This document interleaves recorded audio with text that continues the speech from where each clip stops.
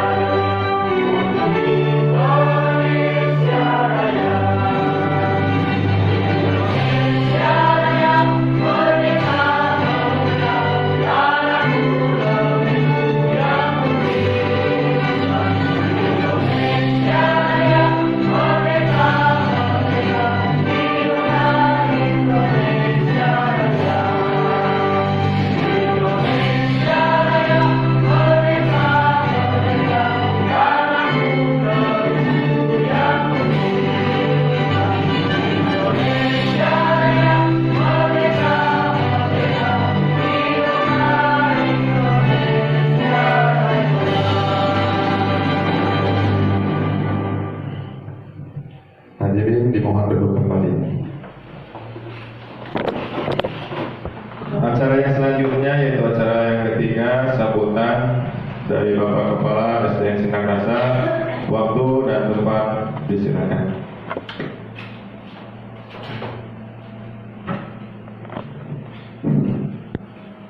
Bismillahirrahmanirrahim. Assalamualaikum warahmatullahi wabarakatuh. Waalaikumsalam warahmatullahi wabarakatuh. Bapak Ibu yang saya hormati, marilah kita panjatkan puji dan syukur kehadirat Allah Subhanahu wa Ta'ala, yang mana kita pada hari ini kita dapat melaksanakan dengan acara CGP ini. Mudah-mudahan ini mendapat berkah dan barokah dari Allah Subhanahu wa Ta'ala. Mudah-mudahan kita terlaksana dengan baik. Salawat beserta salam mudah-mudahan kita limpah curahkan kepada Nabi Bana wa Nabiyana kami Nabi Muhammad sallallahu alaihi wasallam, kepada keluarganya, sahabatnya. Mudah-mudahan kita termasuk umat Nabi Muhammad sallallahu alaihi wasallam. Bapak Ibu yang saya hormati, ini pertama ya, nanti ini kalau nanti dalam pembahasan nanti ada restitusi. Ini restitusi ini adalah kalau bahasa dulu hukuman. Jadi hukuman ini adalah kita jangan terlalu anak mendapat hukuman yang berlebihan. Contohnya apabila dijewer, apabila dipukul, itu mendapat hukuman. Jadi kita yang biasa-biasa saja.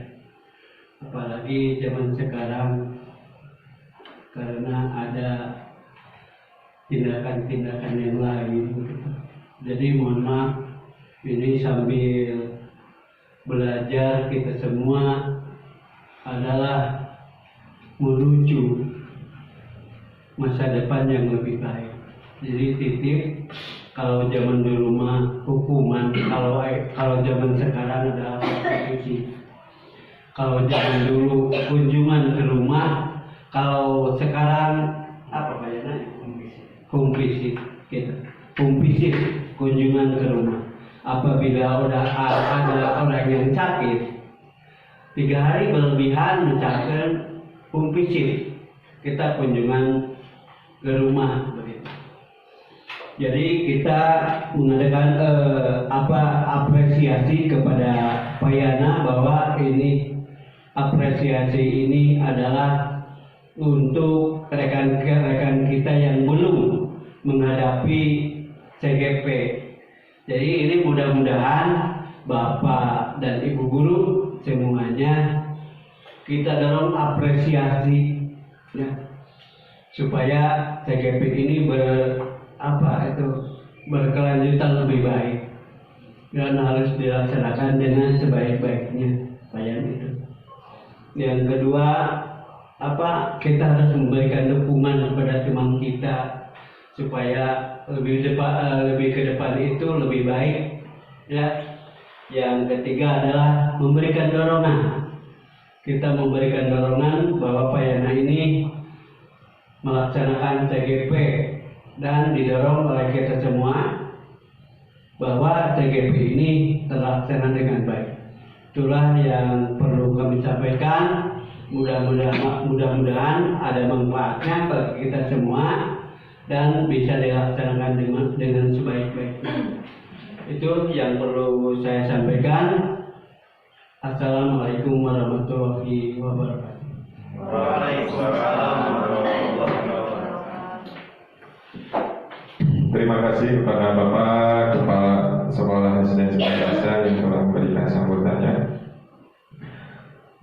Acara selanjutnya yaitu materi inti yang akan disampaikan oleh Pak Yana Mulyana SPD. Materi intinya yaitu menyebarkan pemahaman dan penerapan pengalaman budaya positif. Langsung saja ke materi, kita simak materi yang akan diberikan oleh Pak Yana. Waktu dan tempat dipersilakan. Bapak mohon izin sambil berdiri.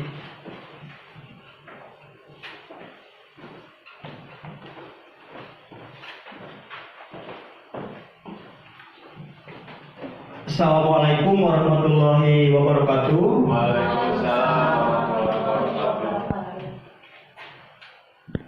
Sebelum ke materi, Bapak dan Ibu, saya terlebih dahulu mengucapkan terima kasih ya yang sebanyak-banyaknya kepada Bapak Kepala Sekolah dan juga Bapak Ibu guru semuanya yang pada siang hari ini menginvestasikan waktunya, meluangkan waktunya untuk mengikuti salah satu pemenuhan tugas di program calon guru penggerak, di mana pada hari ini tugas yang akan saya lakukan adalah menyebarkan pemahaman dan penerapan pengalaman budaya positif di sekolah. Tentunya ini nanti akan saya paparkan sendiri. Namun sebelum saya memaparkan, supaya suasana lebih nyaman, rileks, Bapak Ibu, kita bermain tepuk tangan dulu. Judulnya tepuk hebat ya. Dan nanti kalau saya mengatakan SDN Sindang Rasa, Bapak dan Ibu katakan ya bisa luar biasa. Sebagaimana semangat kita bersama di komunitas praktisi di SD Negeri Sindang Rasa ini. Baik Bapak Ibu, kita bermain tepuk tangan dulu ya supaya lebih rileks gitu ya, lebih tentunya nyaman dan mendorong semangat kita untuk mengikuti kegiatan ini.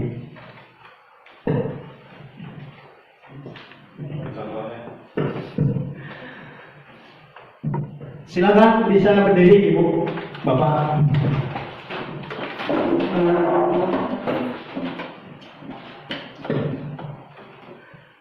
Tepuk hebat. Jempol, hebat. Kita ulang ya, Bapak Ibu. Bersama-sama. Siap. Tepuk hebat.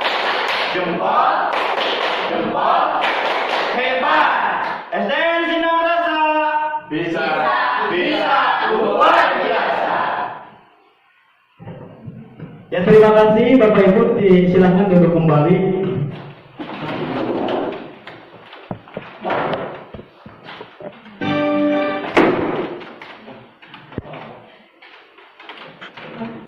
Nah, Bapak Ibu, pada hari ini saya itu akan menyampaikan tentang budaya positif di sekolah. Kira-kira Ibu kalau dikatakan budaya positif yang ada di pikiran Bapak dan Ibu, apa budaya positif yang ada di sekolah? Sampai hari ini yang Bapak dan Ibu rasakan atau Bapak Ibu pikirkan mengenai budaya positif. Contohnya seperti apa? Terus tanggung jawab. Pak Ustadz, kata Pak Ustadz tadi bertanggung jawab. Ya, kalau mau pakai mic boleh ya, silakan. Apalagi coba yang lainnya, mungkin yang biasa kita laksanakan, tapi mungkin kita belum bisa menyimpulkan bahwa itu budaya positif, padahal itu sudah masuk ke budaya positif. Kira-kira seperti apa? Disiplin, betul Bu, disiplin. Siap. Salam senyum sapa. Bagus. Ya Bapak Ibu, baik. Budaya positif secara teori ya, secara pengertiannya ialah nilai-nilai, keyakinan dan kebiasaan-kebiasaan di sekolah yang berpihak pada murid agar murid dapat berkembang menjadi pribadi yang kritis, penuh hormat dan bertanggung jawab. Nah, tadi dikatakan agar murid itu kritis, penuh hormat dan bertanggung jawab. Nah, biasanya Ibu ya, untuk budaya positif yang sudah biasa dilaksanakan oleh kita semua di sekolah, ada tadi kata Pak Hussein betul, bertanggung jawab. Kata Ibu tadi disiplin, sama melaksanakan pembiasaan atau pembinaan karakter melalui senyum, salam, sapa, sopan santun, bisa Ibu ya. Kemudian yang lainnya apa? Mandiri, menjaga kebersihan. Nah, itu diantaranya yang termasuk ke dalam budaya positif yang ada di sekolah. Alhamdulillah ya, kalau di sekolah kita hal-hal seperti itu, meskipun sebetulnya secara pemahaman kita belum bisa menyatukan bahwa itu adalah budaya positif, tetapi sebetulnya itu sudah dilaksanakan oleh kita semua. Nah, hari ini dengan adanya tugas ini, saya dari CGP mengajak Bapak dan Ibu kita semua agar bisa menyimpulkan apa saja yang termasuk ke dalam budaya positif sekolah. Nah, Bapak dan Ibu guru hebat semuanya, dalam mewujudkan budaya positif ini, gurulah yang memegang peranan sentral. Jadi ini bukan di dalam pembelajaran, tetapi ini di dalam lingkungan pendidikan di sekolah.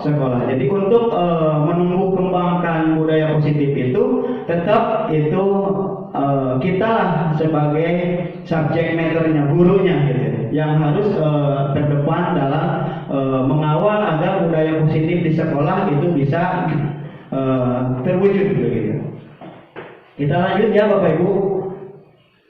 Nah, di sini ada konsep inti budaya positif di sekolah ya. Apa saja yang hari ini sedang dibesar-besarkan oleh pemerintah mengenai budaya positif di sekolah. Di antaranya yang pertama itu ada perubahan paradigma positif. Yang kedua ada disiplin positif dan nilai-nilai kebajikan universal. Yang ketiga kebutuhan dasar manusia. Yang keempat motivasi perilaku manusia. Yang kelima posisi kontrol guru. Yang keenam keyakinan kelas. Dan yang ketujuh segitiga restitusi. Nah, inilah Bapak dan Ibu konsep inti yang ada pada budaya positif yang harus kita kawal, harus kita tumbuh kembangkan di sekolah, supaya sekolah kita kedepannya sesuai dengan kepentingan dan kebutuhan negara, yaitu mewujudkan sekolah dan murid-murid yang sesuai dengan profil pelajar Pancasila. Kita lanjut Bapak Ibu.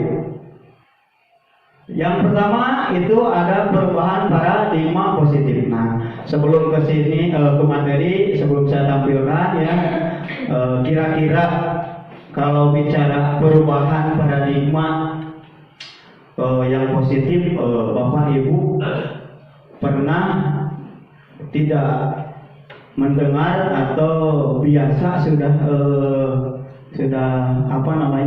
biasa seperti misalkan mendengarkan kalimat atau pernyataan bahwa pembelajaran berpusat kepada guru. Nah, pernah nggak Bapak Ibu? Silakan diambil mic-nya. Siapa yang bersedia untuk memberikan jawaban, boleh silakan. Pakai mic ya Bapak Ibu. Kira-kira pernah nggak Bapak Ibu mendengar kalimat tersebut, bahwa pendidikan atau pembelajaran berpusat kepada guru, berarti teacher center ya? Pernah nggak Bapak Ibu mendengar kata-kata itu? Silakan Ibu pakai ini ya Ibu. Pernah nggak Ibu mendengar kalimat itu? Untuk teacher center ya Pak? Iya. Pernah. Mungkin itu untuk pembelajaran di kelas. Iya. pembelajaran di kelas itu memang sebagian sekolah masih teacher center Ya. atau student center sendiri. Iya, iya. Iya. Iya. Iya. Jadi ibu pernah ya mendengar Iya, Pak. kalimat kalimat teacher center atau pendidikan berpusat kepada guru. Ya. Baik, kita lanjut ya Bapak Ibu. Nah, di kegiatan hari ini terkait dengan perubahan paradigma baru budaya positif, itu yang tadi dikatakan bahwa pendidikan atau pembelajaran berpusat kepada guru. Jadi guru itu sebagai penceramah atau guru hanya transfer ilmu. Nah, mulai saat ini pemerintah sedang mendengungkan agar pendidikan itu dilaksanakan sesuai dengan filosofi pemikiran Ki Hajar Dewantara, bahwa pendidikan itu harus menghamba kepada murid. Ibu, begitu. Jadi lebih dekat kalau yang sudah biasa dilaksanakan oleh sebagian sekolah di kita juga alhamdulillah kelas 1, kelas 4 sudah berjalan. Jadi student center ya Bapak Ibu, itu sesuai dengan filosofi pemikiran Ki Hajar Dewantara bahwa pendidikan itu harus menghamba kepada anak. Tentunya menghamba kepada anak ini disesuaikan ya Ibu Bapak. Maksud menghamba kepada anak di sini adalah bahwa kita harus menghargai, memahami keunikan-keunikan setiap murid atau setiap siswa itu yang berbeda-beda. Sehingga pada saat pembelajaran kita itu diusahakan untuk menuntun sesuai potensi, bakat, karakteristik dan keunikan-keunikan yang berbeda dari anak tersebut. Jadi jangan menyamaratakan intinya. Jadi jangan menyamakan semua anak kita lakukan pembelajaran dengan metode dan penanganan pendidikan yang sama. Itu hari ini mohon untuk dilaksanakan perubahan paradigma baru. Nah, dari hal-hal pendidikan kita yang seperti itu, untuk ke depan kita bersama-sama untuk melakukan perubahan, membawa pembelajaran ke arah yang lebih student center. Nah, di sini dikatakan bahwa pembelajaran dengan paradigma baru merupakan pembelajaran yang dirancang berdasarkan prinsip pembelajaran berdiferensiasi, sehingga para peserta didik belajar sesuai kebutuhannya berdasarkan tahap perkembangan sesuai teori psikologi modern untuk mewujudkan profil pelajar Pancasila. Yang itu tadi Bu ya, yang berdiferensiasi. Itu maksud berdiferensiasi di sana. Tadi apa yang sudah saya sampaikan bahwa anak itu unik ya. Anak itu berbeda-beda. Nah, kita sebagai guru harus menghamba kepada anak yang seperti itu adanya, dengan arti kata bahwa kita menyesuaikan kebutuhan secara psikologi modern hari ini. Begitu mungkin. Ada yang perlu ditanyakan Bapak Ibu dari paradigma paradigma perubahan baru, atau cukup jelas? Cukup jelas? Ya, terima kasih. Kita lanjut ya Bapak Ibu.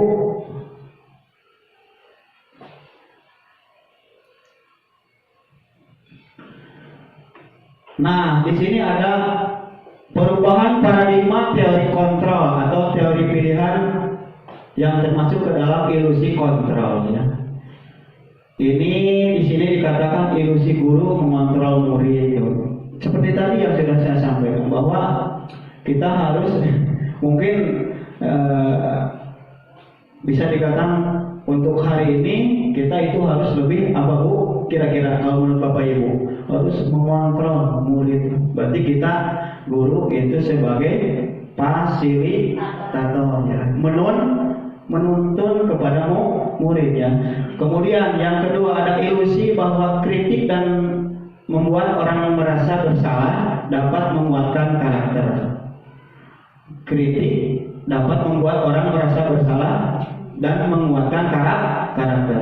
Jadi kita sebagai guru ya, jangan tidak mau ketika diberikan pandangan positif oleh rekan sejawat, apalagi oleh atasan, bahkan oleh murid ibu ya. Hari ini kan kita sudah tahu ada survei suling jar ya. Di sana isinya itu bahwa anak boleh mengungkapkan perasaan hatinya kepada guru. Nah itu yang akan nanti disimpulkan menjadi sebuah kritikan kepada kita sebagai guru atau pendidik di sekolah. Nah kita tidak mau untuk menerima itu, tetapi nanti pada akhirnya kita bersama-sama mencari solusi pendidikan yang lebih modern.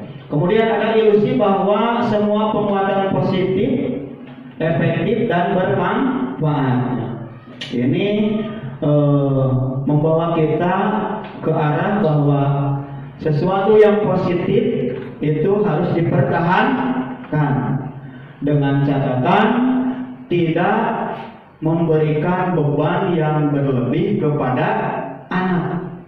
Biarkan anak belajar, jangan diberikan pembelajaran yang berlebih. Karena nanti kalau anak diberikan pembelajaran yang lebih, maka anak akan jenuh ya ibu, betul bu? Akan bosan, akan jenuh, berdampak di hari esoknya itu anak malas ya bu, malas untuk berangkat ke sekolah. Maka kita harus mengontrol, memberikan pembelajaran yang sesuai porsi anak begitu, supaya efektif tentunya ya, dan bermanfaat bagi pembelajaran yang kita berikan, juga bermanfaat kepada anak begitu. Kemudian yang terakhir ada ilusi bahwa orang dewasa memiliki hak untuk memaksa. Nah di sini maksudnya bahwa kita sebagai guru itu boleh untuk mengarahkan kepada anak supaya anak itu mengikuti pembelajaran, di mana pembelajaran itu bisa mencapai tujuan pembelajaran yang kita harapkan. Nah itu. Jadi maksudnya memaksa itu batasannya, yang penting pembelajaran itu bisa mencapai tujuan pembelajaran. Itu Bapak Ibu ya. Kita lanjut Bapak Ibu. Masih semangat Bapak Ibu?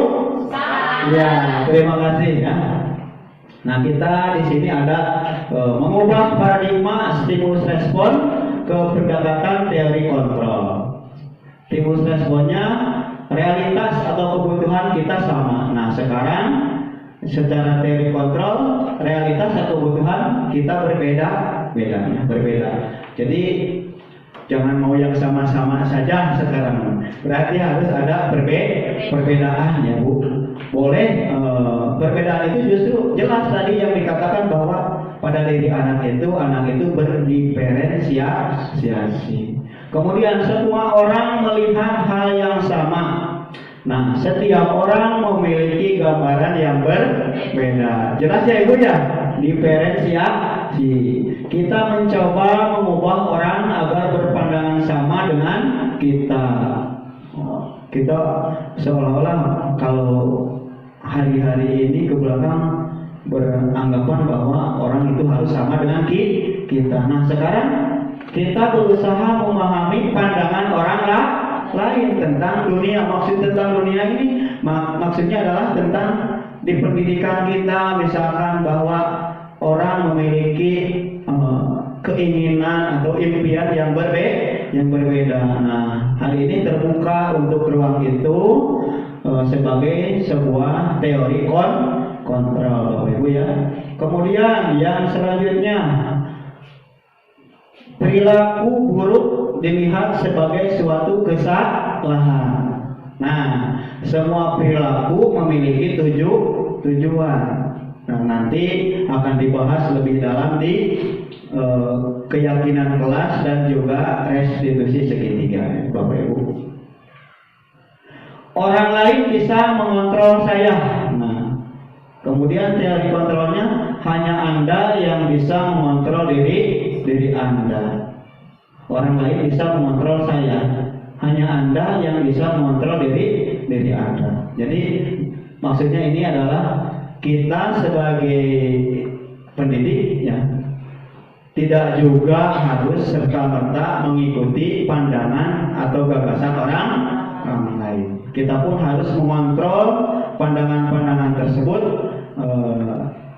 kemudian dicarikan yang terbaik supaya tujuan pembelajaran di sekolah itu tercapai sesuai dengan apa yang diharapkan oleh visi dan misi sekolah, sehingga kita bisa melaksanakan pendidikan di sekolah dengan baik, Ibu ya. Kemudian saya bisa mengontrol orang lain, Anda tidak bisa mengontrol orang lain. Jadi Anda tidak bisa mengontrol orang lain, maksudnya begini. Kita memiliki batasan untuk mengemukakan pendapat, memberikan masukan. Bapak Ibu ya, di setiap rapat dinas di sekolah kan, kita rapat dinas di sekolah, kemudian ada permasalahan-permasalahan di sekolah, kita musyawarah di sekolah. Nah, kita harus memiliki batasan ketika kita berpendapat atau mengemukakan kehendak kita ya. Jadi jangan dipaksakan. Kita dengarkan sharing pendapat, dengarkan masukan juga dari orang lain. Itu maksudnya. Kemudian pemaksaan ada pada saat rujukan gagal. Nah, teori kontrolnya, kolaborasi dan konsensus menciptakan pilihan-pilihan baru. Di kita alhamdulillah karena kelas 1, kelas 4 sudah mulai melaksanakan IKM. Tentu kita semua sudah mulai tertular, ditambah dengan adanya kebetulan saya duluan ya Bapak Ibu masuk di CGP, jadi kata kolaborasi, nah ini sudah mulai kita mengenal ya di sekolah kita, alhamdulillah sudah mulai dilaksanakan. Seperti ini contohnya kita sedang berkolaborasi Bapak Ibu, bagus sekali. Ini perlu kita dijaga ya, dirawat ini begitu, supaya kita harus yakin bahwa contohnya kalau diibaratkan sebuah sapu lidi ya Bu, sapu lidi kalau bekerjanya hanya satu itu kan memerlukan waktu yang lama, lambat, bahkan tidak puas. Mungkin pekerjaan tidak selesai. Tapi kalau sapu lidinya digunakan bersama-sama, pekerjaan menjadi lebih cepat selesai. Kemudian tujuan dari pekerjaan tersebut, misalkan membersihkan kotoran, bisa cepat dilaksanakan dengan baik ya. Kemudian ada model berpikir menang atau kalah. Nah, model berpikir menang kalah itu harus dirubah sekarang itu ke model berpikir menang dan menang. Jadi jangan ada kata kalah untuk hari ini, untuk sekarang. Anak yang tidak bisa, bagaimana caranya? Nah, kita sebagai guru harus melaksanakan teori kontrol. Kalau kita tidak bisa, berkolaborasi dengan rekan sejawat, dengan atasan untuk memecahkan masalah yang ada. Baik, kita lanjut Bapak Ibu. Yang kedua, nah dari kegiatan budaya positif tadi ya, yang dari yang intinya itu, yang kedua ada disiplin positif dan nilai-nilai kebajikan universal. Nah, apa itu disiplin positif, Bapak Ibu? Disiplin itu berasal dari kata disiplin, yang artinya belajar. Disiplin mengacu pada disiplin diri yang memiliki tanggung jawab terhadap apa yang dilaksanakannya berdasarkan nilai-nilai yang diyakini. Disiplin positif merupakan salah satu cara penerapan disiplin yang bertujuan untuk menumbuhkan kesadaran serta memberdayakan peserta didik tanpa imbalan penghargaan atau reward, ancaman atau hukuman.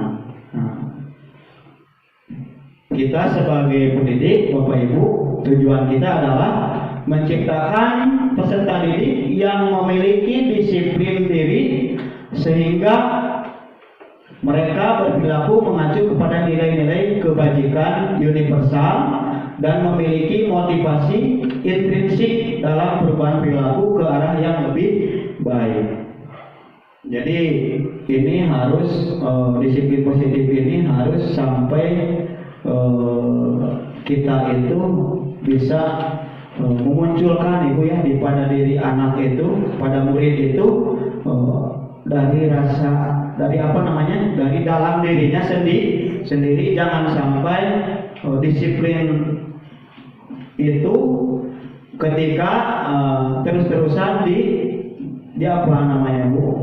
diarahkan oleh kita sebagai gurunya atau pendidik. Nah, kita harus sampai bisa melaksanakan anak itu disiplin dari dalam dirinya sendiri. Nah, apa saja nilai-nilai kebajikan yang perlu dibudayakan di sekolah itu Bapak Ibu? Nah, nilai-nilai kebajikan adalah sifat-sifat positif manusia yang merupakan tujuan mulia yang ingin dicapai setiap individu. Nilai-nilai tersebut bersifat universal dan lintas bahasa, suku bangsa, agama maupun latar belakang. Nah, setiap perilaku atau perbuatan memiliki suatu tujuan. Itu berdasarkan teori kontrol yang disampaikan oleh Dr. William Glasser ya, yang terbit pada tahun 1984. Dengan mengaitkan nilai-nilai kebajikan yang diyakini seseorang, maka motivasi intrinsiknya akan terbangun sehingga menggerakkan motivasi dari dalam untuk dapat mencapai tujuan mulia yang diinginkan. Nah, ini disampaikan oleh Dian Gosen ya, pada tahun 1998. Nah, untuk hari ini nilai-nilai kebajikan yang dirintis, yang digaungkan oleh Kementerian Pendidikan dan Kebudayaan Ibu adalah nilai-nilai kebajikan yang ingin dicapai oleh setiap anak Indonesia yang kita kenal dengan sekarang profil pelajar Pancasila. Apa saja itu profil pelajar Pancasila Bapak Ibu? Nah, yang pertama ada beriman, bertakwa kepada Tuhan Yang Maha Esa dan berakhlak mulia. Itu yang pertama. Yang kedua mandiri. Yang ketiga bernalar kritis. Yang keempat berkebinekaan global. Yang kelima bergotong royong, dan yang keenam kreatif. Itu ya profil pelajar Pancasila. Bentuk program apresiasinya misalkan beri pengakuan secara khusus, beri pengakuan secara pribadi, beri pengakuan kepada semua murid bergantian, beri pengakuan secara konsisten. Begini tidak boleh ya hari ini dilaksanakan, besok tidak. Mungkin itu maksudnya. Besok dikerjakan, besoknya lagi tidak. Nah, kita harus berusaha untuk konsisten selama kita ada dalam naungan jam pembelajaran di sekolah bersama murid, Ibu Bapak ya. Jadi kita usahakan bisa selalu memberikan apresiasi, utamakan dulu kelas kita ya. Untuk kelas yang lain kita bawa misalkan di upacara bendera disampaikan, boleh Bapak Ibu. Kebetulan di kita sudah biasa itu dilaksanakan ya, apapun kegiatan-kegiatan yang dilaksanakan oleh anak yang bersifat positif, kita sudah biasa menyampaikan pada saat upacara bendera dengan menyebutkan nama, prestasinya apa atau prestasi yang sudah dicapainya apa. Bahkan kita memberikan reward yang sederhana, tujuannya untuk merangsang atau memberikan motivasi kepada teman-teman dari murid yang berprestasi tersebut. Kemudian kita juga harus fokus kepada proses ya Bu, dalam memberikan apresiasi. Kemudian, nah di sini kita sedikit ya akan menyampaikan bahwa contohnya dari apresiasi kebajikan itu, misalkan kemarin saya perhatikan, berarti ini guru ya, nilai kebajikannya rasa empatimu besar sekali. Nah, situasinya pada saat menolong murid baru di kelas kita. Jadi ceritanya mungkin ini adalah ada anak atau murid baru di kelas, kemudian ada anak di kelas tersebut, anak lama yang sudah ada di kelas tersebut, kemudian dia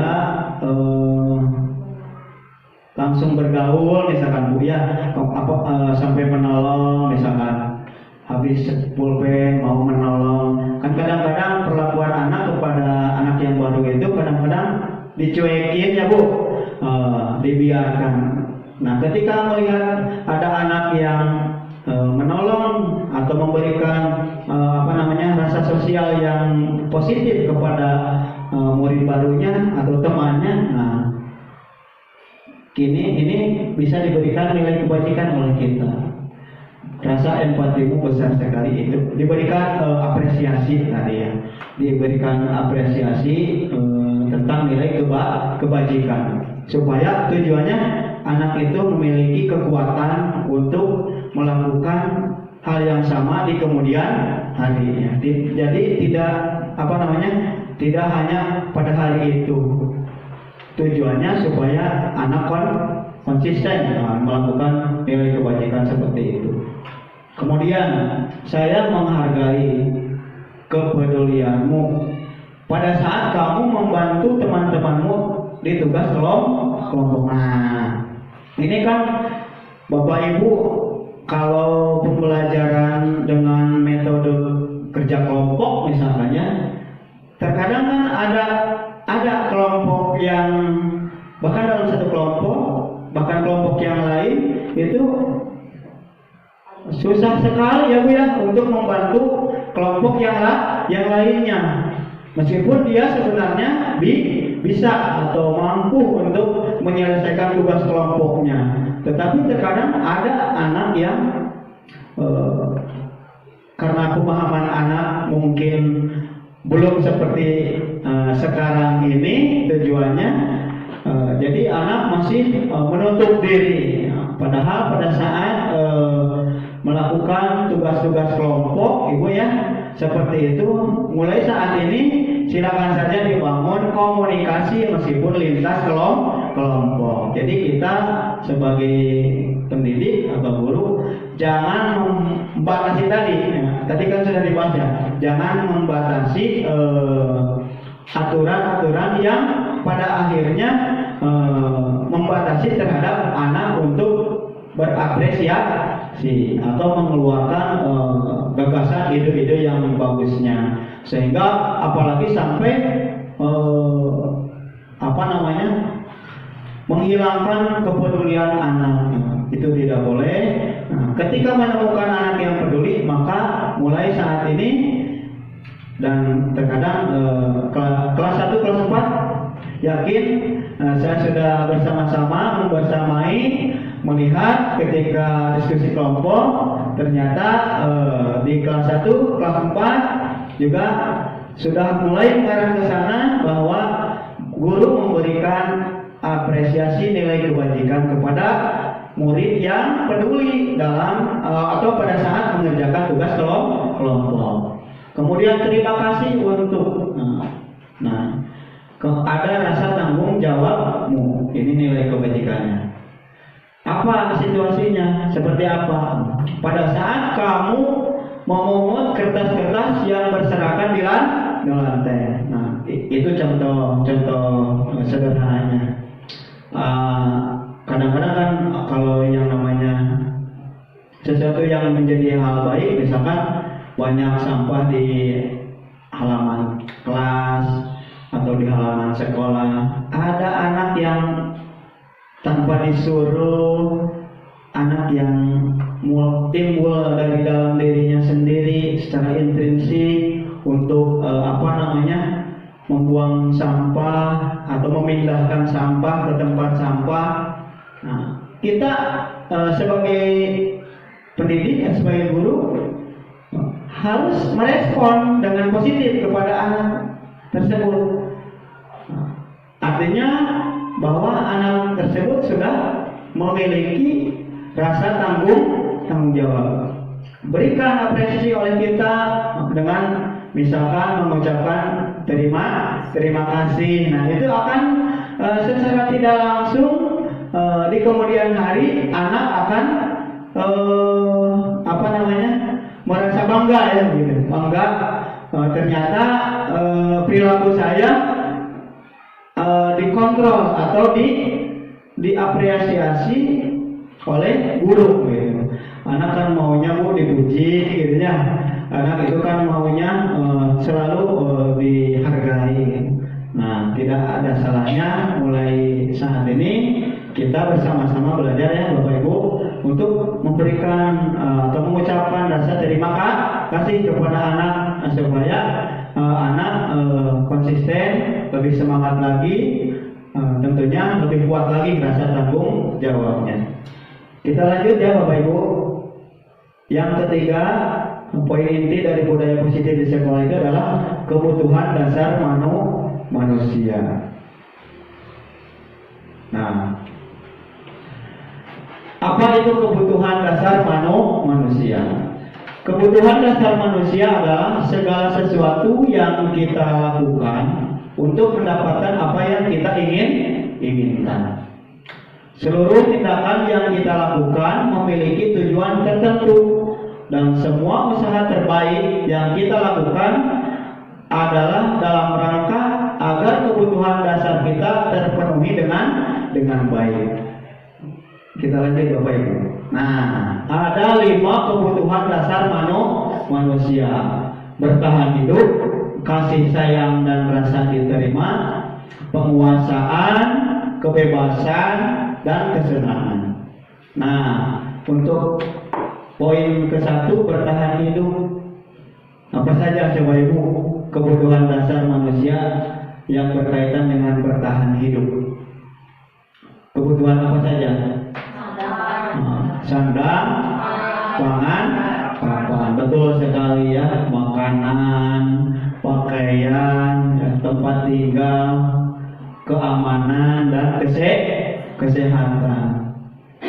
Itu juga sama ya, kebutuhan dasar manusia untuk bertahan hidup. Kemudian yang kedua, kebutuhan dasar manusia kasih sayang dan rasa diterima. Kira-kira apa saja Bapak Ibu? Kasih sayang dan rasa diterima.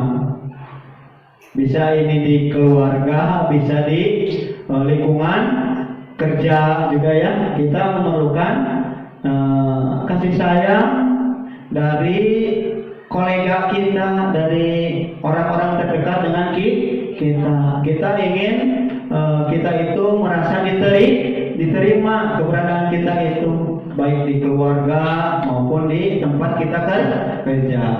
Rasa diterima, dipedulikan, berbagi, kerjasama, menjadi bagian dalam kelompok itu akan menimbulkan kasih sayang dan kita merasa diterima ya. Maka itu menjadi kebutuhan dasar manusia. Kemudian yang ketiga ada penguasaan. penguasaan. Apa saja yang terkait dengan kebutuhan dasar manusia tentang penguasaan? Ada harga diri, keinginan untuk dianggap, memimpin, berprestasi, diakui dan didengar. Ini masuk ke penguasaan. Itu hal wajar. Itu adalah hal wajar sebagai kodrat kita sebagai manusia. Hanya saja ketika budaya positif ditemukan, kita memiliki batasan untuk memperlihatkan, mengungkapkan kehendak kita. Kita harus berkolaborasi dengan rekan sejawat kita. Meskipun di sini bahwa penguasaan sudah dikatakan kebutuhan dasar manusia. Kemudian yang keempat ada kebebasan. Bapak Ibu, di kebebasan ini yang menjadi dasar kebutuhan manusia itu ada kemandirian, ya Bu, memiliki pilihan. Mau kaos yang seperti apa ini dia kan ya, Bu. Kita semua suka seperti itu ya, menentukan sesuatu misalkan di kepentingan kita di organisasi, misalkan kita musyawarah, misalkan mau langsung musyawarahnya atau via chatting WA-an, dan itu sama. Kita bisa memiliki kebebasan, memiliki pilihan. Saya mau yang warna ini itu, saya mau modelnya yang seperti itu, nah, gitu ya Bu, contohnya. Itu adalah kebebasan sebagai kebutuhan dasar manusia. Kemudian mencoba hal yang baru, mampu mengendalikan arah liriknya. Itu sama termasuk ke dalam kebutuhan dasar kebebasan pada diri manusia. Yang terakhir Bapak Ibu, ada yang dikatakan dengan kesenangan. Ini biasa ibu-ibu ini yang lebih ke arah kesenangan. Contohnya seperti apa Bu? Kalau kita di akhir pekan suka ingin pergi kemana, misalkan kan ya, mencari pakai Bu ini Bu, silakan. Healing, skincarean. Nah seperti itu. Kita ingin bermain Bu ya, berselancar, apa namanya ya, mencari suasana yang baru, yang pesona alam yang membuat kita nyaman begitu ya Bu, yang bisa memberikan inspirasi seperti itu. Kemudian ada humor ya Bu ya, humor juga termasuk Bu. Jadi di lingkungan kerja seperti kita di pendidikan, humor itu Bu harus ya Bu, harus sekali-kali boleh kita humor.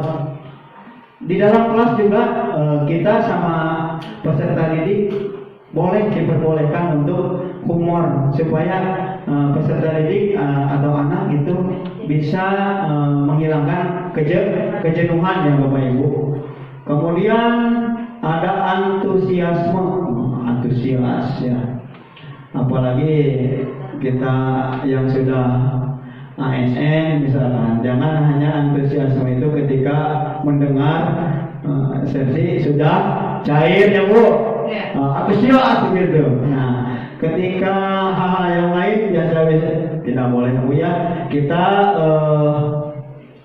usahakan antusias selama di dalam jam pembelajaran ya, baik terhadap anak atau murid, juga terhadap kebutuhan sekolah, rekan sejawat kita gitu, atau apa namanya pimpinan kita harus antusias, memberikan apa namanya dorongan, spirit ya, motivasi kita supaya tujuan yang ada di sekolah itu bisa tercapai dengan baik, tetapi kita merasa senang begitu. Kemudian tertawa. Nah, ini Bu ya. Tertawa ini bisa membuat Pak Ucu senang ya, gitu Bu Ucu. Jadi sekali-kali kalau ada yang pas momennya harus tertawa ya tertawa. Jangan kita menutup untuk tidak tertawa. Yang penting jangan sampai tertawa sendirian, ya, itu yang baru ya. Nanti kalau tertawa sendirian takut dikatakan kita memiliki kelainan ya Bapak Ibu ya. Nah itulah Bapak Ibu 5 kebutuhan dasar manusia: bertahan hidup, kasih sayang dan rasa diterima, penguasaan, kebebasan dan kesenangan. Kita lanjut ya Bapak Ibu. Masih semangat Bapak Ibu? Semangat. Ya, terima kasih. Kita lanjut ya. Ada motivasi perilaku manusia. Motivasi perilaku manusia itu dikelompokkan ke tiga poinnya. Yang poin yang pertama itu untuk menghindari ketidaknyamanan atau hukuman. Apa yang akan terjadi apabila saya tidak melakukannya? Nah, ini akan menjadi motivasi dari luar, yaitu motivasi eksternal atau ekstrinsik ya, dari luar, dorongan supaya anak misalkan tidak melakukan pelanggaran ya, supaya anak tidak melanggar aturan yang ada di sekolah. Kalau dibuatkan secara jelas aturannya, maka dengan sendirinya anak akan memiliki motivasi ekstrinsik atau motivasi eksternal ya Ibu. Maka anak akan dengan sendirinya menghindari melanggar dari aturan yang ada, karena dia tahu ketika dia melanggar maka ada konsekuensi yang dia hadapi sebagai resiko dari melanggar peraturan yang ada di sekolah. Nanti akan lebih dalam dijelaskan selanjutnya ya. Kemudian untuk poin yang kedua, untuk mendapatkan imbalan dari orang lain atau institusi atau lembaga ya. Apa yang akan saya dapatkan apabila saya melakukan? Nah, itu bisa menjadi motivasi.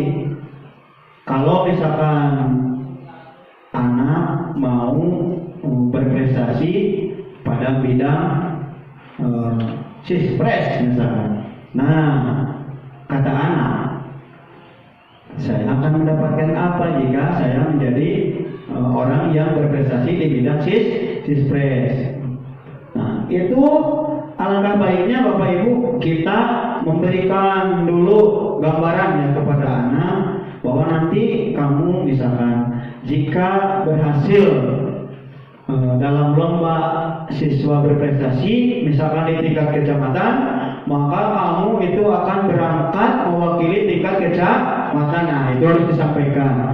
Alhamdulillah ya, kalau di kita itu sudah biasa disampaikan. Itu yang dikatakan dengan motivasi ekstern. Nah, kalau kamu misalkan mewakili ke tingkat kabupaten dan di tingkat kecamatan, maka kamu itu akan diberikan kaos misalkan gitu Bu ya, disampaikan. Kemudian kamu juga akan diberikan uang transport, uang makan selama mengikuti kegiatan. Nah, itu akan menjadi modal motivasi bagi anak. Jangankan anak ya Bapak Ibu, kita juga sama kalau mengikuti workshop atau seminar yang di luar kecamatan misalkan atau bahkan di kecamatan ya, kan kita suka berkomunikasi. Kalau saya mengikuti workshop di kabupaten, maka saya akan mendapatkan sertifikat misalkan seperti itu ya Bapak Ibu ya. Itu akan menjadi motivasi dari kita. Kemudian yang ketiga, untuk menghargai diri sendiri. saya akan menjadi orang yang seperti apa bila saya melakukannya. Nah, ini adalah tujuan dari disiplin positif yang harus kita lebih diperkuat ya bagi diri kita juga bagi murid ya, sebagai motivasi internal dari dalam diri kita atau dari dalam diri murid ya Bapak Ibu. Nah, yang kelima ada posisi kontrol guru. Di sini kita akan lebih asik ya Bapak Ibu pembahasannya. Posisi kontrol guru. Nah, ada 5 posisi kontrol kita sebagai guru di sekolah. Yang pertama itu penghukum. Kelihatan Bapak Ibu? Ada yang warna merah? Penghukum. Nah, ini ya.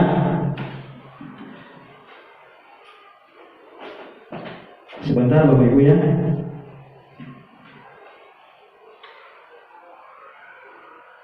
Jelas Bapak Ibu? Kelihatan? Nah, di sini di posisi penghukum ini guru misalkan menghardik, menunjuk,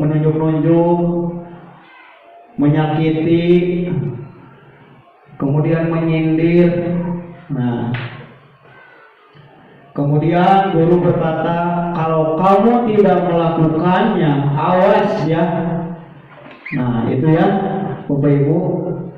Misalkan kalau kamu tidak melakukannya, awas ya, kamu akan merasakan anu-anu misalkan babak ya. Nah, itu sudah masuk ke kita memberikan hukuman Bapak Ibu ya, sudah menghukum. Itu posisi kita itu sudah ada dikatakan sebagai penghukum. Kemudian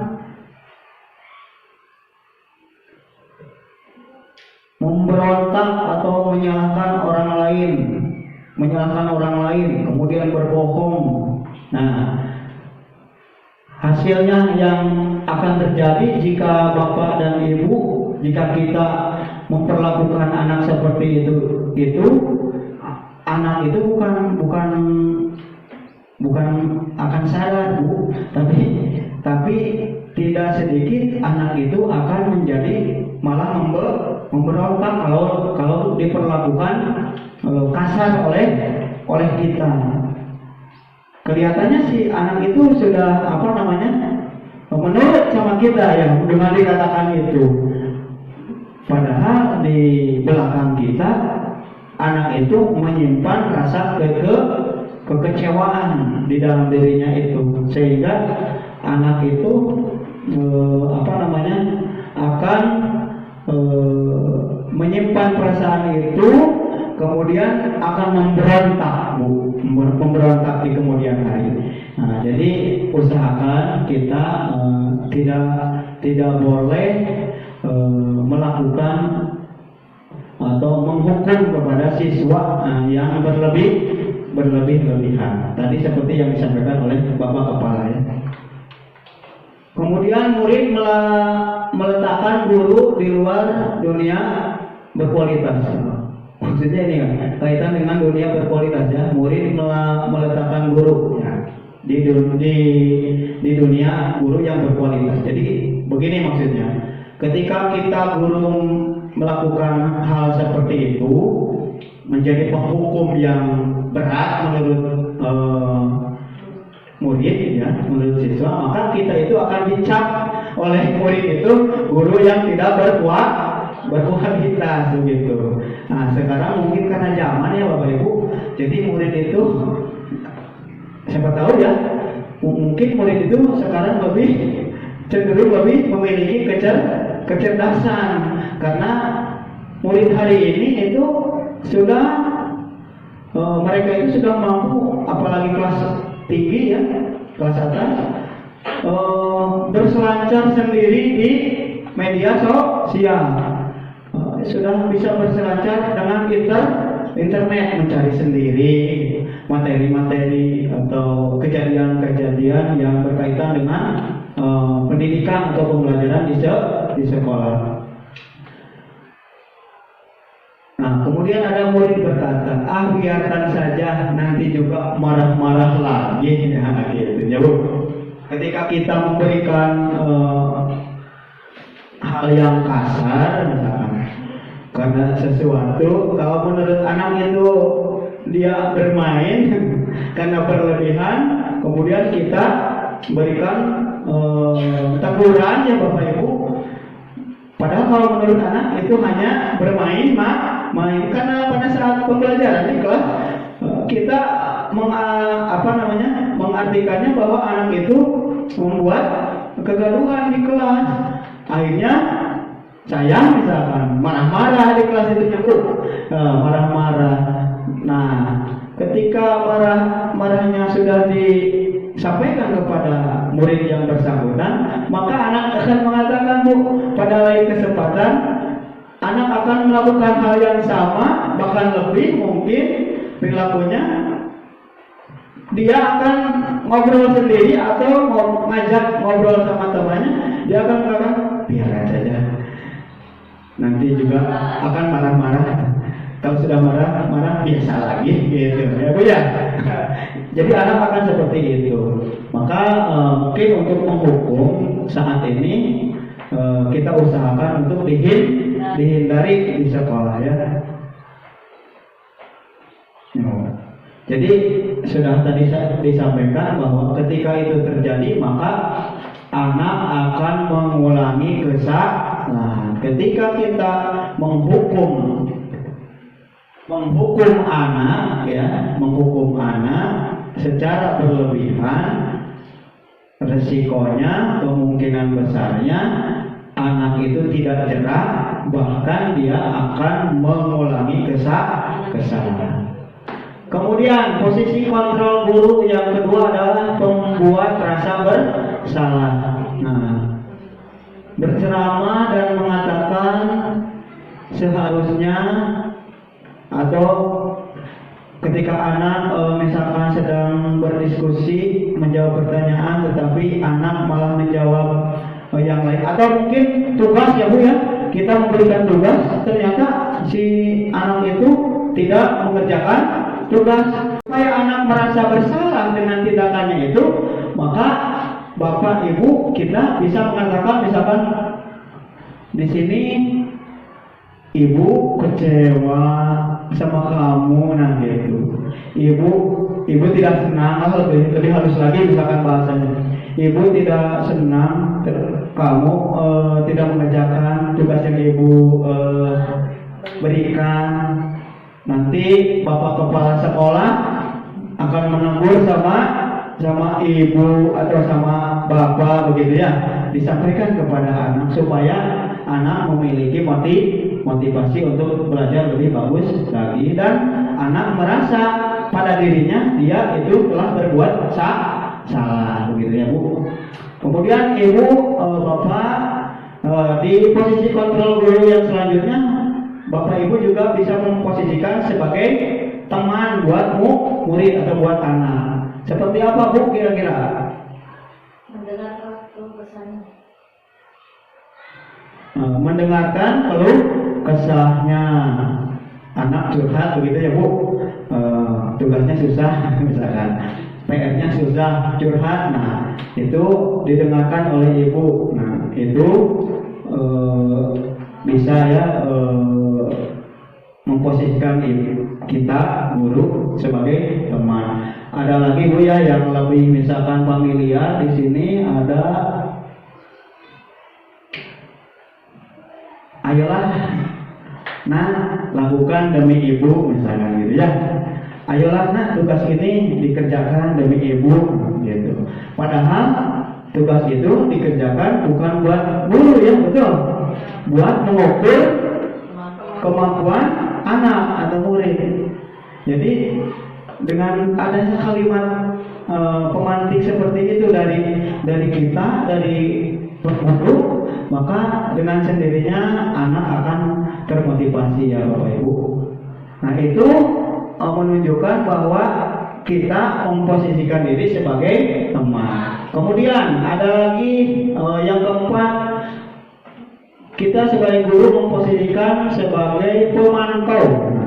Pemantau.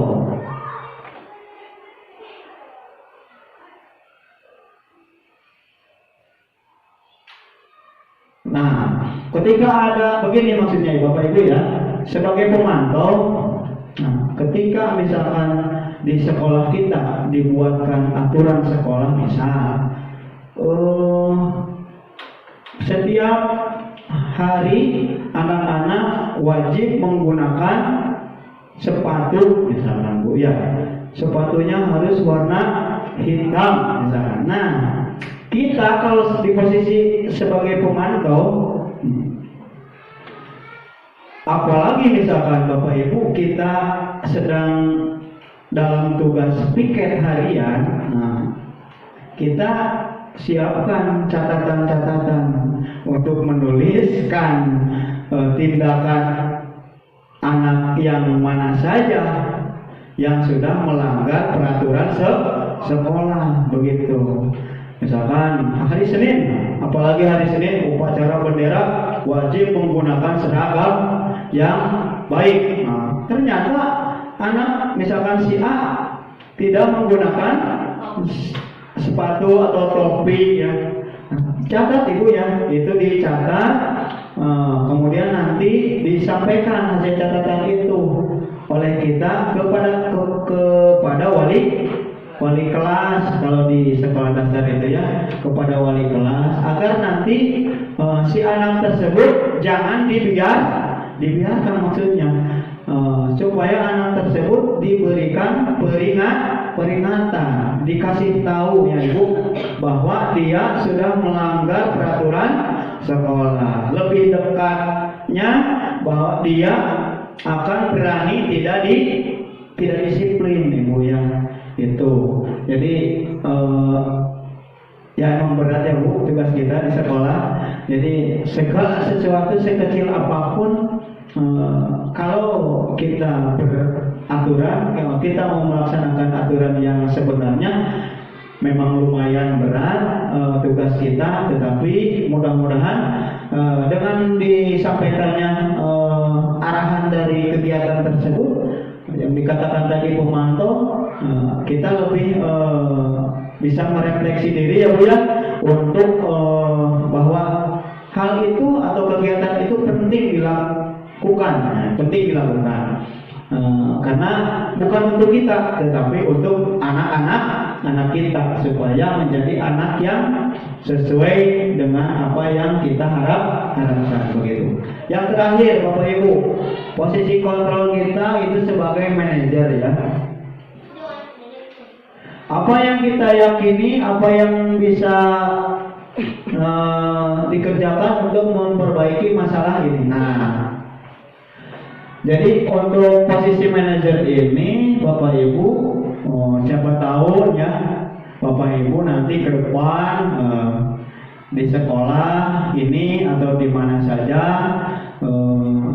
bisa saja ya Bapak Ibu menduduki sebagai posisi manajer. Jadi Bapak dan Ibu ketika menjadi posisi di manajer, Bapak dan Ibu akan memberikan sebuah keputusan-keputusan berdasarkan pertanyaan-pertanyaan baik dari diri sendiri maupun dari rekan atau staf ya, dari karyawan kita nanti. Jadi maksudnya begini, ketika karyawan kita, staf kita tidak merespon apapun, maka kita yang sebagai manajer yang harus memberikan respon kepada situasi yang terjadi di lingkungan kerja kita. Dengan misalkan kita memberikan pertanyaan-pertanyaan pemantik lah Ibu, misalnya memberikan pertanyaan-pertanyaan sederhana yang bisa menimbulkan pemikiran-pemikiran untuk menanggapi atau merespon permasalahan atau kebutuhan yang ada di tempat atau lingkungan kerja kita.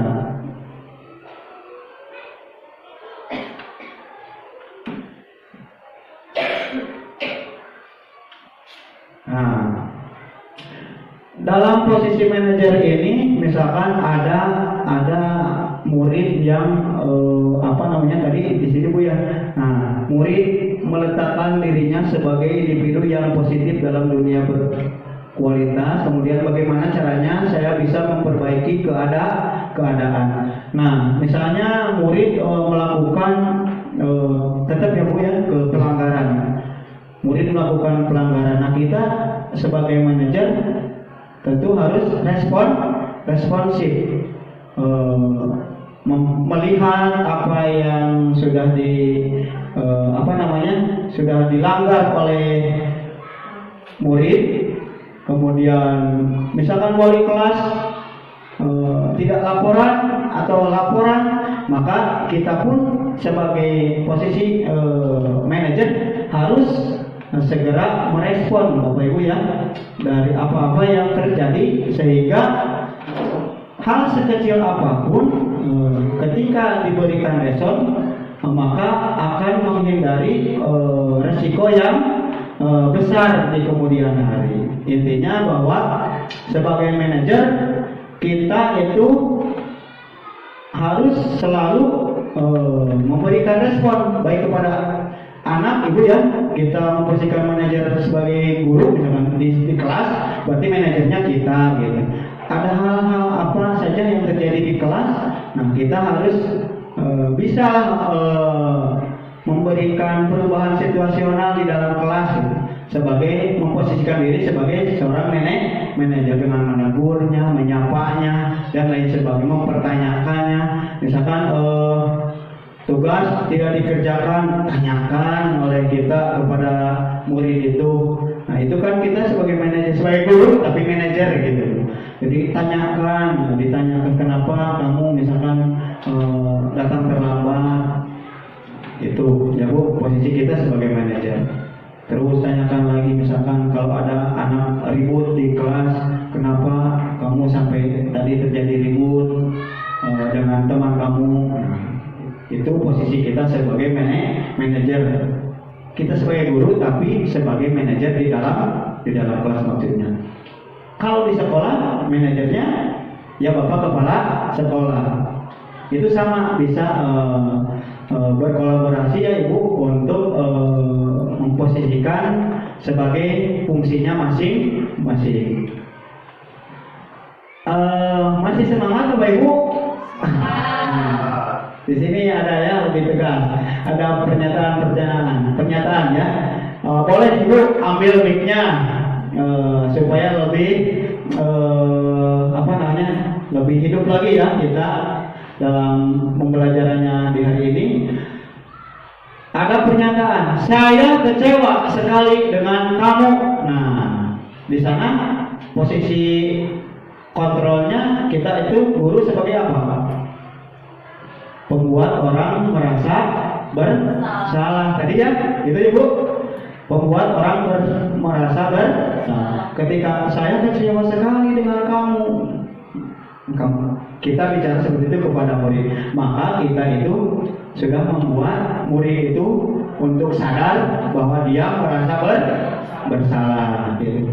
Kemudian ada pernyataan yang kedua, kamu tidak pernah benar melakukannya. Wah, ini sudah kasar ya Bu ya. Kata-katanya sudah mulai kasar nih. Kamu tidak pernah benar melakukannya. Nah, berarti Ibu itu memposisikan diri sebagai Bapak Ibu kalau sudah melontarkan kalimat seperti itu, berarti kita ada di posisi sebagai penghukum. Awas resikonya yang tadi ya Ibu ya. Kalau posisi itu dilakukan, maka anak akan dimungkinkan mengulang kesalahannya ya. Jadi usahakan untuk kalimat-kalimat atau pernyataan-pernyataan seperti itu untuk dihindari ya Bu. Tapi kan pada kenyataannya kita kadang-kadang kurang menyadari ya Bu ya, karena refleks begitu, karena refleks. Padahal maksud kita maunya si anak jangan mengulang lagi gitu ya Bu ya, meskipun kita sedikit agak mengeluarkan pernyataan yang agak kasar begitu. Kemudian ayolah lakukan demi bapak, ayolah lakukan demi ibu. Berarti ketika menemukan masalah di kelas, anak yang susah mengerjakan tugas, tidak mau menulis, misalkan kalau di kelas 1 ya ibu ya, ada bu anak yang tidak mau menulis bu, gitu bu ya. Jadi bisa dikatakan oleh kita, ayolah menulis yang baik demi ibu. Nah itu memposisikan kita sebagai teman kepada anak ya. Kemudian, apakah kamu mau mendapatkan stiker bintang hari ini? Wah, itu kalau di sana pemantau katanya bu. Jadi pemantau maksudnya gini, ketika mungkin di hari ini ada anak yang tidak sama sekali melakukan pelanggaran, atau dalam 1 minggu misalkan dikalkulasikan dalam 1 minggu, kalau ini sudah dikerjakan ya bu ya, kalau ini sudah dilaksanakan di sekolah, nanti akan ada akumulasi ya bu, akumulasi pernyataan dari kita, dari sekolah kepada anak misalnya. Bisa saja untuk kita dari atasan kita gitu ya. Misalkan untuk akumulasi 1 bulan dari atasan, Bayana tidak hadir 2 hari selama 1 bulan ini misalkan ya, maka Bayana tidak mendapatkan stiker. Misalkan seperti itu kalau dari atasan. Nah kalau untuk murid, bisa juga ini kalau sudah dilaksanakan, bisa kita memberikan apresiasi apa saja untuk menunjukkan bahwa kita sebagai pemantau ya bu di sekolah. Kemudian bagaimana kamu bisa menyelesaikan masalah ini? Nah ini sebuah pertanyaan yang biasa dilakukan atau disampaikan oleh seorang manajer ya bu. Berarti posisi kita itu sebagai seorang manajer. Bagaimana sekarang latihan di PGRI supaya lancar itu? Nah itu sudah mengindikasikan bahwa ibu misalkan sudah ada di posisi manajer kalau sudah mengungkapkan seperti itu. Kamu selalu yang paling terakhir. Nah, itu tidak enak itu kalimatnya. Kamu selalu yang paling terakhir. Pasti ini ke penghukum. Pernyataan-pernyataan itu, pernyataan-pernyataan yang sedikit agak kasar, kurang enak didengar, itu masuknya di posisi kita sebagai penghukum. Baik Bapak Ibu, sedikit lagi ada di sini keyakinan kelas ya. Nah ininya. Mengapa tidak peraturan saja? Mengapa harus keyakinan? Bayangkan teman-teman. Kalau dikatakan dilarang melakukan kekerasan, sama saja kita menyuruh anak melakukan kekerasan. Itu poinnya bu ya. Jadi disembunyikan lah yang negatifnya disembunyikan, munculkan yang positifnya supaya anak berpikir. Jangan sampai berpikirnya anak malah mengikuti aturan yang ada. Dengan adanya aturan seolah-olah dikasih tahu dilarang melakukan kekerasan. Misalkan gitu ya bu. Kalau anak malah melakukan hal itu. Nah itu yang diharapkan dari keyakinan kelas, bahasanya lebih positif begitu. Kemudian dilarang menggunakan narkoba, atau kalau di sekitar kita seusia anak SD bisa saja kan kita waspada, hati-hati atau preventif. Dilarang menghisap rokok atau dilarang merokok. Nah, kalau di keyakinan kelas cukup dituliskan jagalah kesehatan begitu ya bu. Nanti kita jelaskan lebih rinci, jabarkan pada saat misalkan pembina upacara misalkan, atau di kelas, atau sama guru olahraga ya, ujung ya, sama guru olahraga misalkan dikasih tahu ketika berhubungan dengan teori tentang kesehatan gitu. Kemudian jangan berlari di kelas atau di ruangan ya. demi keselamatan dan juga keamanan. Kalau keyakinan kelasnya berarti keselamatan atau keamanan. Tetap Bu ya, kalau mau lebih halus bisa ditambahkanlah kalimatnya, katanya menjadi jagalah keselamatan atau jagalah keamanan. Nah, yang terakhir Bapak Ibu, dari inti budaya positif adalah kegiatan segitiga restitusi. Nah, ini Bapak Ibu ya. Apa itu restitusi? Nah, restitusi adalah proses menciptakan kondisi bagi murid untuk memperbaiki kesalahan mereka, sehingga mereka bisa kembali pada kelompok belajar mereka, ke kelas mereka, ke sekolah mereka dengan karakter yang lebih kuat atau lebih bagus. Ya. Restitusi juga merupakan proses kolaboratif yang mengajarkan murid untuk mencari solusi untuk masalah mereka dan membantu murid berpikir tentang orang seperti apa yang mereka ingin menjadi tujuan mulia dan bagaimana mereka harus memperlakukan orang lain.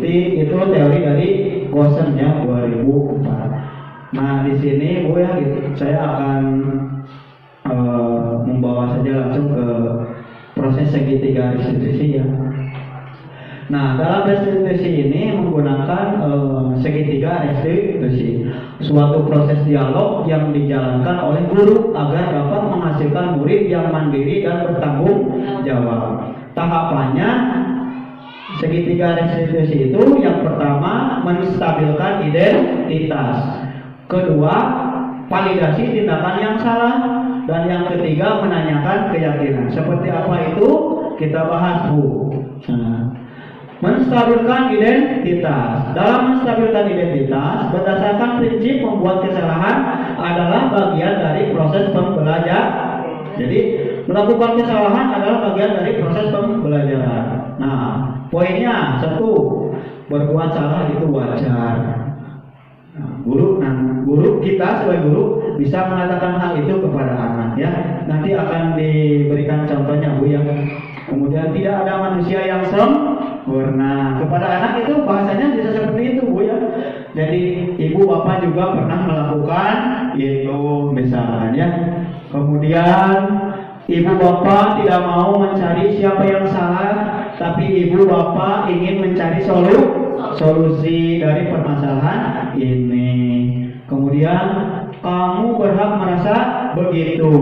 Nah, maksudnya Bapak Ibu, jadi di segitiga restitusi ini adalah cara-cara kita sebagai guru untuk menyelesaikan kasus-kasus yang terjadi baik di kelas maupun di lingkungan sekolah yang terjadi pada anak kita, pada murid kita ya. Nah, yang pertama langkahnya adalah menstabilkan identitas. Nah, kalimat-kalimatnya bisa seperti itu. Kemudian ada validasi tindakan yang salah. Nah, setelah kita melakukan tadi ya identitas permasalahannya apa, kemudian kita ke langkah kedua, validasi tindakan yang salah. Berdasarkan prinsip setiap perilaku berupaya memenuhi suatu kebutuhan tertentu. Jadi kita harus tahu apa alasannya, kenapa ini terjadi dalam masalah ini. Nah, bahasanya atau kalimatnya bisa seperti ini Bapak Ibu. Kamu pasti punya alasan mengapa melakukan hal itu. Nah, ya. Misalkan si A dan si B di sebuah kelas, si B menangis oleh si A. Nah, kita sebagai guru kan harus melakukan tindakan kepada kedua anak tersebut, harus merespon.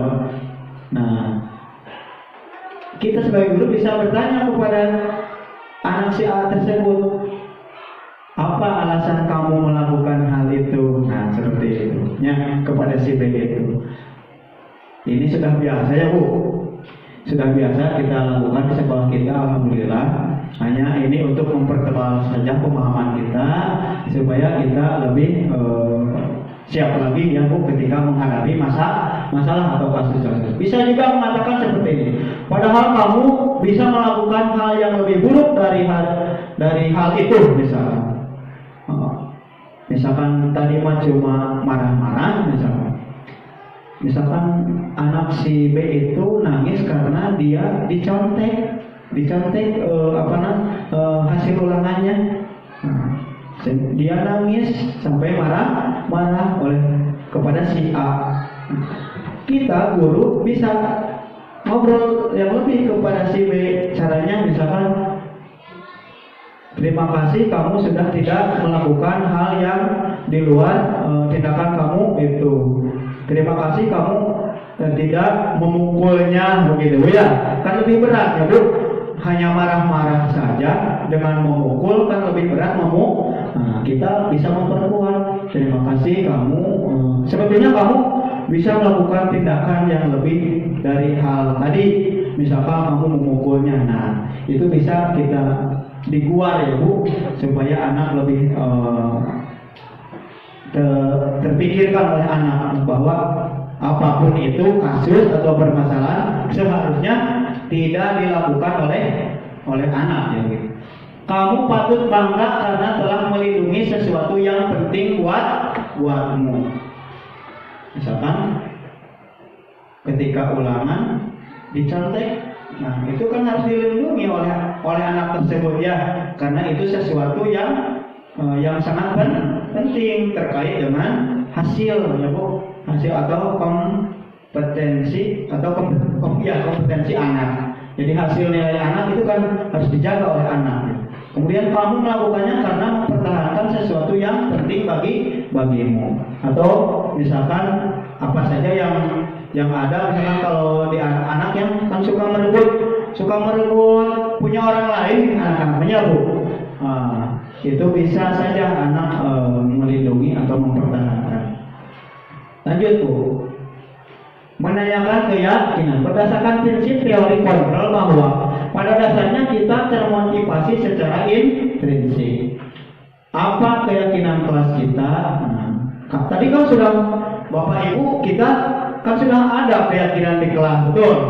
Nah, ketika ada anak melakukan kasus, melakukan pelanggaran di kelas atau di sekolah, nah hubungkan, kaitkan dengan keyakinan kelas atau kesepakatan kelas yang sudah dibuat oleh kita. Nah, contohnya misalkan dengan mengutarakan kalimat apa saja keyakinan kelas kita, nilai-nilai apa yang telah disepakati bersama, seperti apa gambaran sebuah kelas yang ideal menurut kamu. Nah, itu kan anak akan berpikir lagi terhadap aturan yang sebenarnya hanya saja dirubah menjadi sebuah keyakinan. Jadi anak akan berpikir ke arah sana. Kemudian kamu ingin menjadi orang yang seperti apa? Nah, itu ya Bu. Jadi selalu dikaitkan ketika ada kasus, ketika anak melakukan kasus atau permasalahan, kaitkan dengan keyakinan kelas yang ada. Itu Bapak Ibu tentang hal-hal inti yang ada dalam budaya positif ya. Nah, sekarang saya akan selamat siang. Ini contoh ya Bu, penerapan segitiga. Memanggil kamu ke ruangan ini. Baik Khadijah, Bapak memanggil kamu ke ruangan ini karena tadi ketika di kelas Bapak melihat kamu marah-marah sama Haikal. Nah, sekarang Bapak mau menanyakan sama kamu apa yang terjadi sama kamu dengan Haikal. Oh iya Pak, tadi itu saya sangat kecewa dan marah sama Haikal karena Haikal mencontek hasil ulangan saya Pak. Khadijah,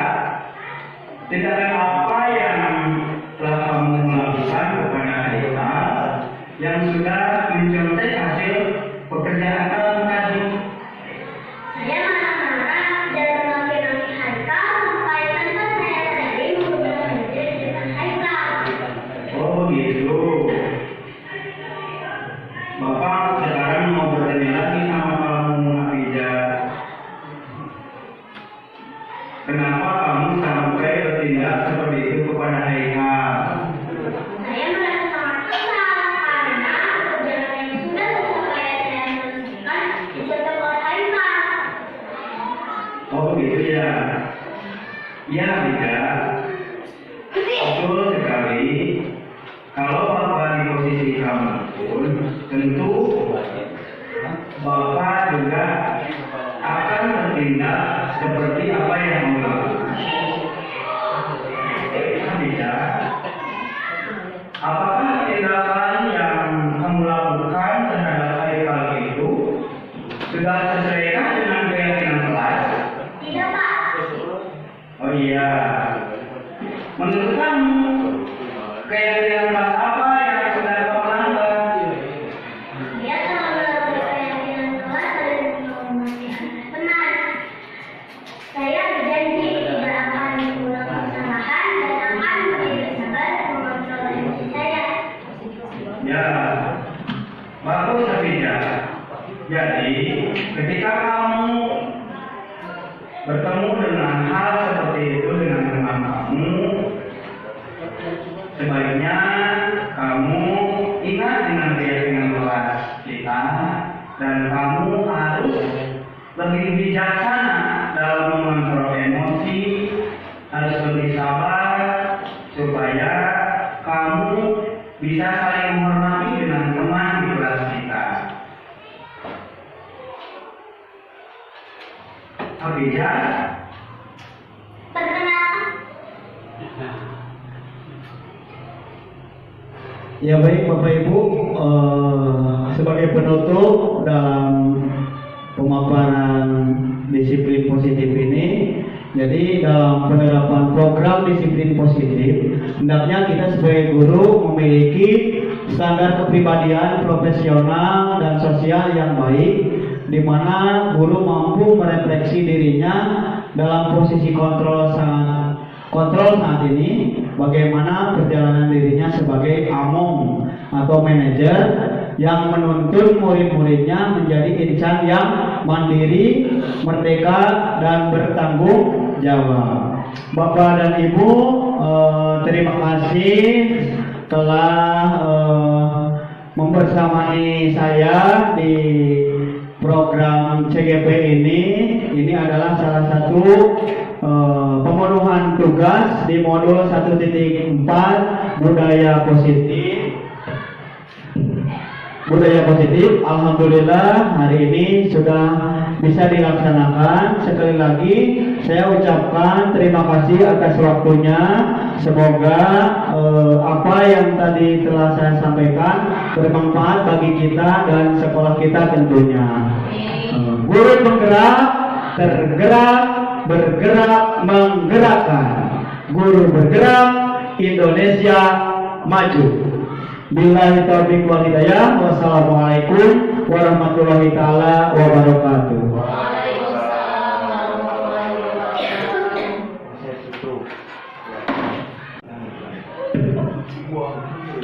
Terima kasih kepada Pak Yana yang telah memberikan materi intinya tentang menyebarkan pemahaman dan penerapan pengalaman budaya positif yang sudah dijelaskan yang sangat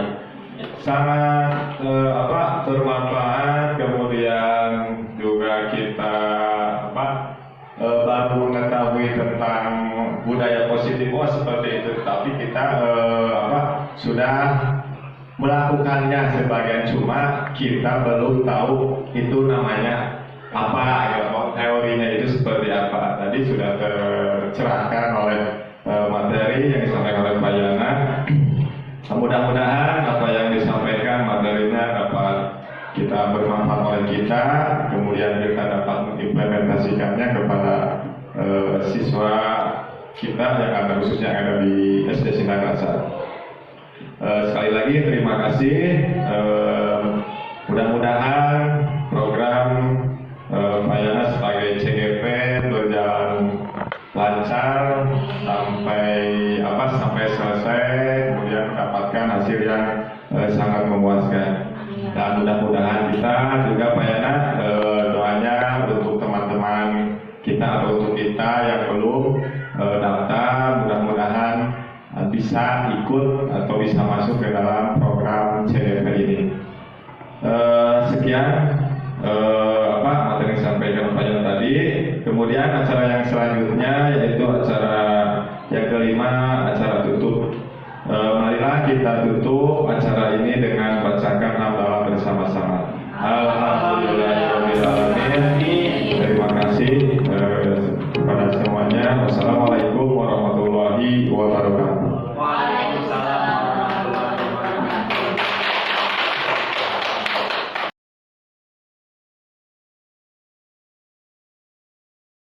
Assalamualaikum warahmatullahi wabarakatuh. Waalaikumsalam warahmatullahi wabarakatuh. Selamat siang anak-anak hebat semuanya. Siapa? Baik, siang hari ini kita akan membuat keyakinan kelas kita, yaitu kelas 5.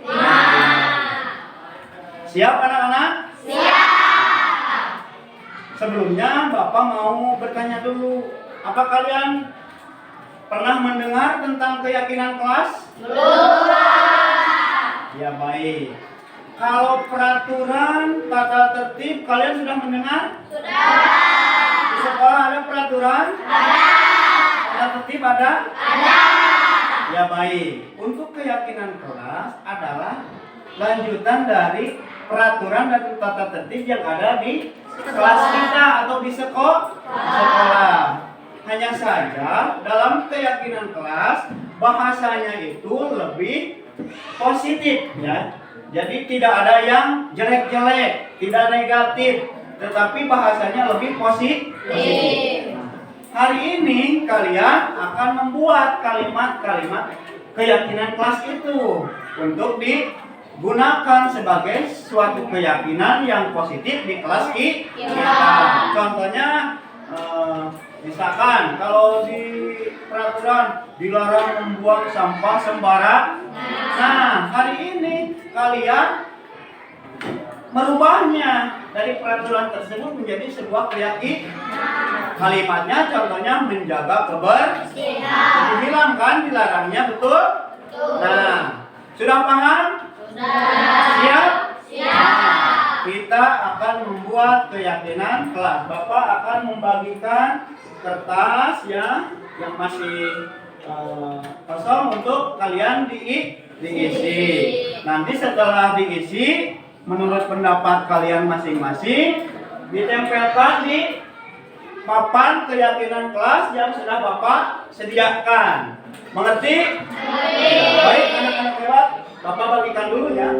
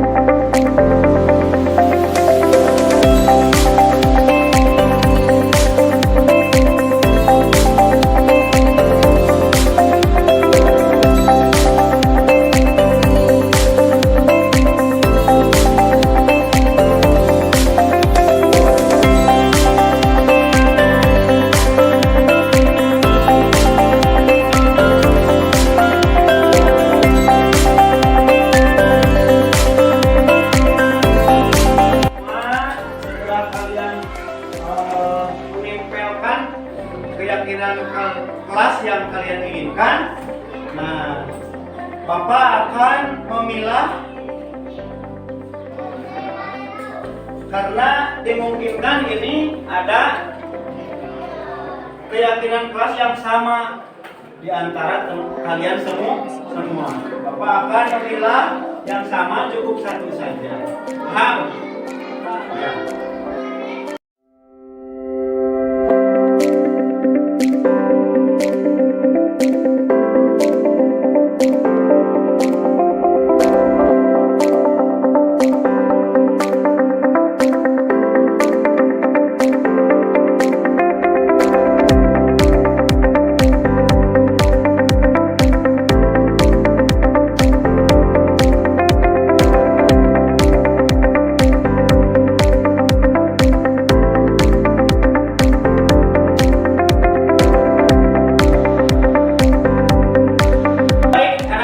Semuanya, dari seluruh siswa yang ada di kelas kita, ternyata keyakinan kelas yang dihasilkan adalah sebanyak 7 keyakinan kelas.